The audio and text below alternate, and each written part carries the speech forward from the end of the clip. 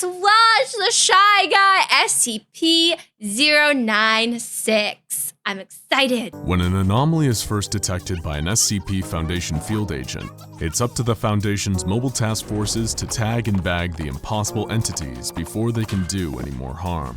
Sometimes these retrievals are uneventful, other times, Sexy voice! not so much. Especially when they're dealing with brutal forces of nature like SCP-096. Also known as the Shy Guy, a creature that from the very first He's just a little shy guy. interaction with the Foundation had a reputation for being dangerous and needed to be feared. A series of vague sightings and mysterious disappearances up in the frosty mountains of the Yukon first sparked the Foundation's interest. When they were certain that they had an anomaly on their hands, two retrieval teams, Zulu 9A and Zulu 9B, were dispatched to secure and contain the entity. Zulu 9A took the lead in a heavy-duty chopper. Why would you do that? We're watching a video and you're making me say daddy at the end of the sentence, really? It's funny, daddy. It's funny, daddy. Chopper, equipped with 50 caliber GAU-19 heavy machine guns and carrying an AT-4 anti-tank launcher. They were prepared for anything, or so they thought. I don't know anything about guns, but I'm assuming those are good guns, daddy. They established a visual on SCP-096 while 2 clicks away from the target. They couldn't get a clear line of sight on the creature, but it appeared to be stationary, docile, and was making no attempt to flee. Piece of cake, right? Little did You sick me saying daddy at the end of my sentence. Daddy's gonna make YouTube like me more. Well, YouTube, you have to tell me, daddy. they know that SCP-096 was just looking away from them. If it was facing towards them, it'd be a whole different horror story, as Zulu 9A were about to find out. Wait, what? Daddy? The team landed their helicopter next to the creature and were shocked to see that it was completely naked, in spite of the sub-zero temperatures all around them. The creature was unnaturally thin, as though it had been starved for weeks, with bone-white skin and unnaturally long limbs. The team guessed that the creature's arms must have been at least 1.5 meters long, but its docile nature and insubstantial body mass. I'm also 1.5 meters long, daddy. My hands also are 1.5 meters long, daddy. Or are they talking about each arm being 1.5 meters long? Not the whole entire thing, daddy. Gave the impression that it wouldn't prove too difficult to contain. That is, Okay, until they that makes saw sense, its daddy. face. Zulu 9A's captain So he basically has one cami on each arm, daddy. It's like one cami on each side going wha, wha, wha, wha, daddy. was the lone survivor of the incident, as he was lucky enough to be looking away when the creature turned towards his team. The rest of the squad ended up staring eye to eye with SCP-096, and from that moment on, wasn't docile anymore. The creature began to whimper, then cry, and sob uncontrollably in a way that He's just sounded so sad, eerily daddy. human. This sudden change in temperament startled the rest of Zulu 9A, and they opened fire on the creature. Under the hail of gunfire, SCP-096 entered a murderous frenzy and began tearing into the hapless squad of soldiers. While its flesh and organs did seem to take damage as a result of the barrage of 50 caliber rounds from the helicopter-mounted machine guns, its skeletal structure remained intact, and it continued its onslaught, tearing the team limb from limb, even after they'd blown practically all the flesh from the creature. SCP-999 is the friendliest blob of joy I've heard about. Its playful nature and ability to spread happiness bring a dash of mischief and charm to the SCP world. Okay, we're gonna have to check out 999 after this, daddy, because honestly, Sapling, I want to know how it's the friendliest, daddy. The AT-4 anti-tank launcher proved equally ineffective at stopping SCP-096 while it was in attack mode. And it was only after slaughtering the entire team that it returned to its docile state. Nobody knows exactly what the creature did to Zulu 9A after the gunfire started, but no trace of the team was left behind. Zulu So it seems like it has like a docile state and an attack state. 9B touched down soon after, and with a grave warning from the captain not to look at the creature's face, they were finally able to subdue it.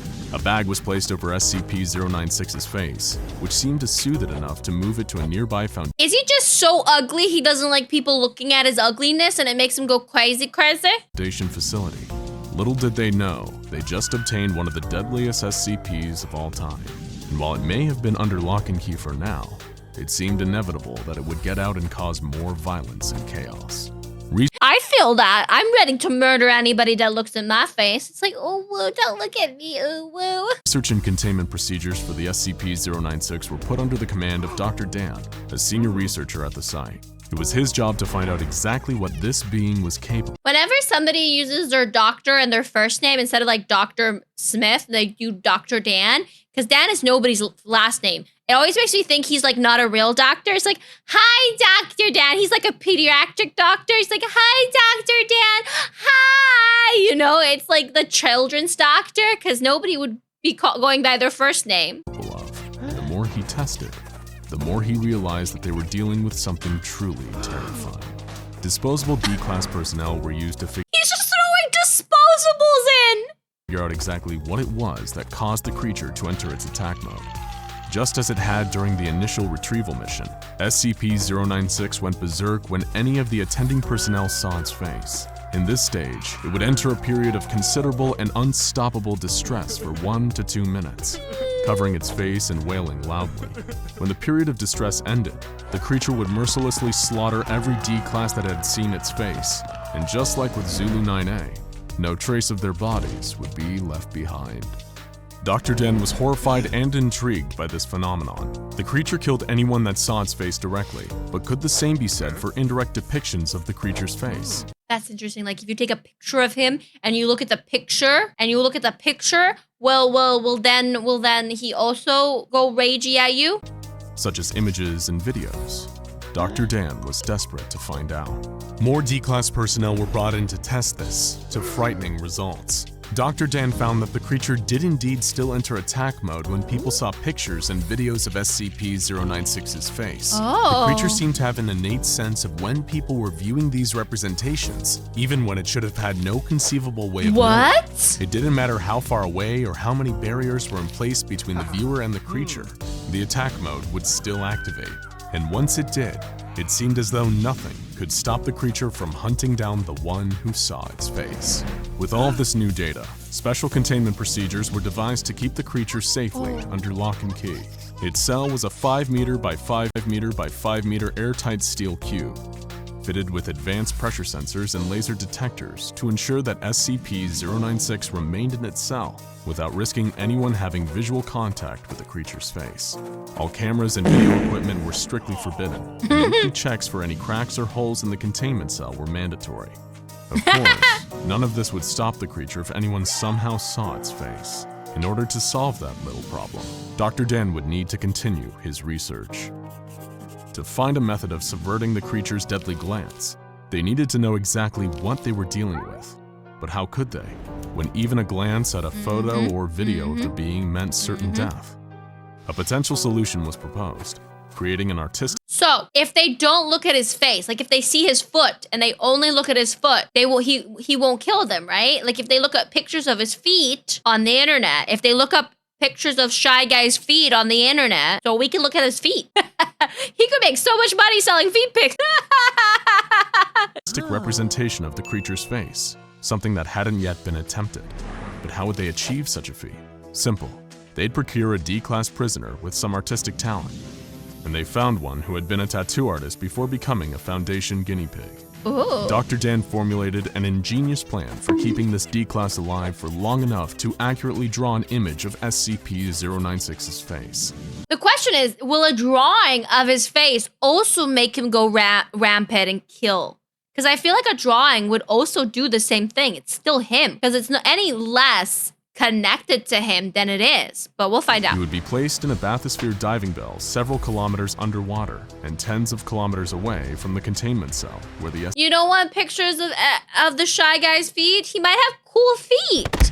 He might have little claws, or maybe he has toe beanies. You don't know. You've never seen him. He could have toe beanies. SCP was being held.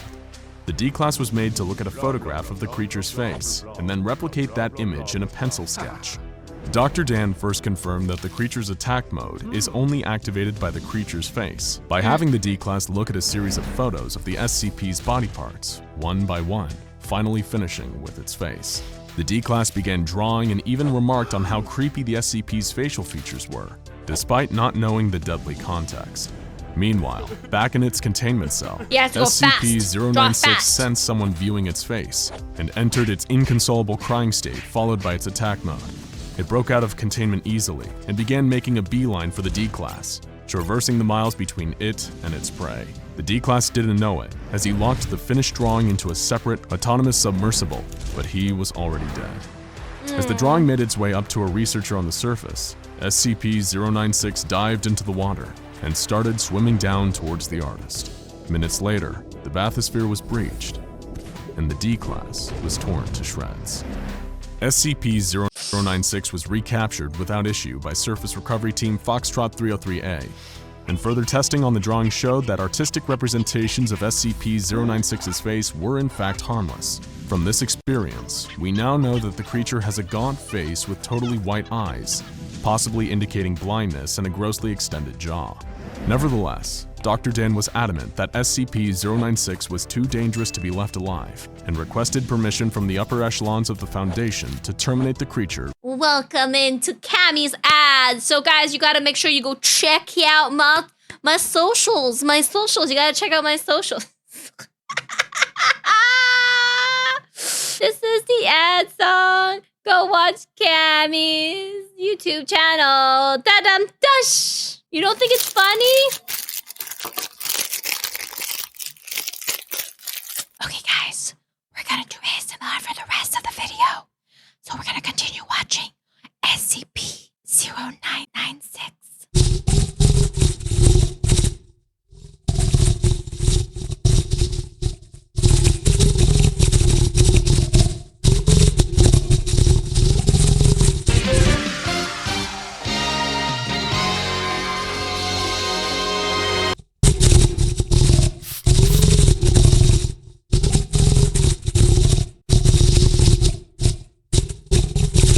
By any means necessary.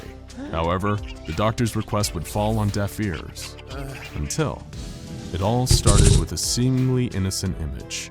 While it's now been redacted for your safety, the black speck inside the yellow circle was once a minuscule image of SCP-096, taken unknowingly in the 1990s by a semi-professional mountaineer. One day they were looking— Wait, is the this SCP-096, is he basically the Yeti? Is he a Yeti? Is Shy Guy the Yeti? looking at old photographs when his eyes passed over the tiny speck without even noticing that he had seen anything. But SCP-096 noticed and began entering its attack poor mode. guy. It tore through its steel containment unit like tissue paper, causing the release of a nerve agent that killed a number of attending Foundation staff. The monster then fled the base and began pursuing its prey, with Mobile Task Force Tau-1 in hot pursuit. Dr. Alexei, who was helping to manage the site where the SCP was contained, was in dismay over the situation. Dr. Dan was out of the country at the time, trying to discover more about the creature's origins. However, he did leave the Mobile Task Force with a new secret weapon against the rampaging Shy Guy. Project Scramble. Scramble were state-of-the-art goggles featuring a new technology created by Dr. Dan, which, using artistic renditions of 096's facial features, could detect and scramble the features of SCP-096 into an unrecognizable form, preventing the normally deadly effect of gazing upon its face. In theory, this would allow MTF Tau-1 to engage safely with 096 They're hoping it works. Fingers crossed, we don't know. once its prey had been eliminated and bring it back into containment. But disaster struck on two fronts. First, the prey in question was located in a population center, creating the potential for a huge loss of life.